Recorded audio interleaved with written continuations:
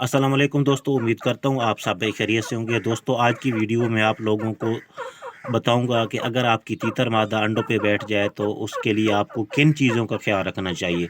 क्योंकि कुछ मेरे दोस्त जहाँ से गलतियाँ कर जाते हैं, जो नए दोस्त हैं, जो नए शौकीन हैं, उनको नहीं पता होता तो वो गलतियाँ कर जाते हैं, जिसकी वजह से हमें बेहतर नतीजे नहीं मिलते। तो दोस्तों, हर तीतर मादा का तकरीबन ये शेड्यूल होता है कि वो अंडों से 2 बार या 3 बार दिन में उठती है। तो आपको पहली बात तो ये है कि पता होना चाहिए कि आपकी तीतर मादा के उठने का शेड्यूल क्या है।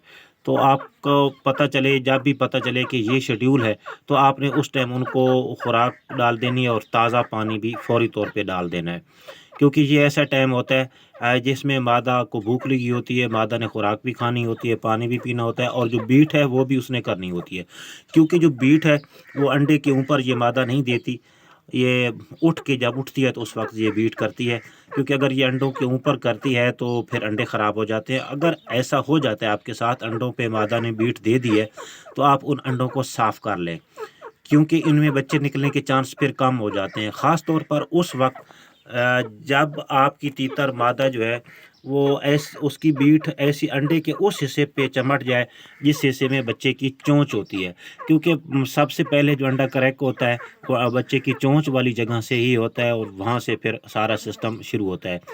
तो खुराक आपने ऐसी देनी है कि जिसमें ज़्यादा पानी वाली ना हो, जिसमें खरबूज है और उसके बाद और खीरा, यानी पानी वाली ज़्यादा अगर आप खुराकें दोगे तो उसको बार-बार बीट आएगी और पानी वाली पतली बीट करेगी, जिससे अंडे ख़राब होने का चांस भी है।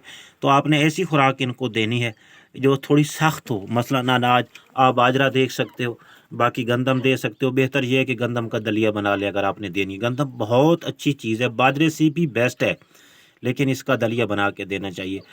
बाकी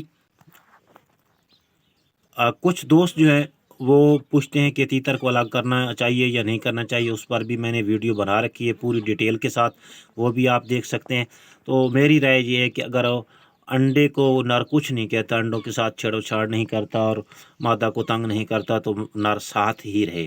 क्योंकि उसका एक तो फ़ायदा ये होगा कि जब बच्चे निकलेंगे तो कुछ दिनों के बाद ये नर जो है वो बच्चे भी साथ फिरते रहेंगे और नर मादा को क्रॉस करना शुरू कर देगा, जिससे मादा अगली ब्रीड जल्दी शुरू कर देगी। आपने नर को कोशिश करनी है। अगर नर आपने अलग कर दिया तो फिर जब आप नर को बच्चों के साथ छोड़ोगे तो इस बात के कई इम्कानात हैं कि नर बच्चों को मारना शुरू कर देगा। तो इसलिए जो बच्चे हैं उसकी आंखों के सामने निकलने चाहिए तो ज़्यादा बेहतर होगा। तो बाकी कुछ नर जो हैं वो अपने बच्चों को मारना शुरू कर देते हैं, वो आपने देख लेना है शुरू में कुछ टाइम के लिए इब्तिदा में कि नर कहीं बच्चों को मारता तो नहीं है। ऐसा ना हो कि आप समझें कि नर सारे नर ही बच्चों को नहीं मारते, तो आप इस चीज़ पे ट्रस्ट कर जाएँ और आपका नर बच्चों को मारना शुरू कर दे, इसका भी आपने खुद ख्याल रखना है। तो बाकी अगली वीडियो में इंशाअल्लाह कोशिश करूँगा कि आप लोगों को ये बताऊँगा कि आपको कैसे पता चले कि अंडों से बच्चे निकलेंगे या नहीं, उस पर भी मैं कोशिश करूँगा वीडियो बनाने की। बाकी अगली वीडियो में इंशाअल्लाह एक नए मौज़ू के साथ आपसे मुलाकात होगी। उस वक्त तक इजाज़त दें। अल्लाह हाफ़िज़।